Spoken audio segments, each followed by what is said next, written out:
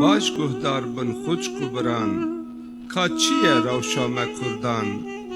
کشتن زاروک و خورتن کردان عرب و عجم و ترکان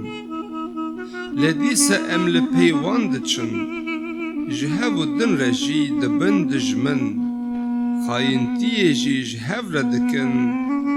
لیجوان راجی دوست بیجن اف چه حال ما کردایه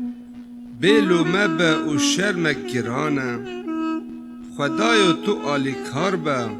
چاو ما کردان و بکه بلا هر کرد جی فهم بکه قد اولک جی ما خلاص ناکه دف بردن جی همو اولان او آزاد ناکن ما کردان لگهدار به مزگینی هیا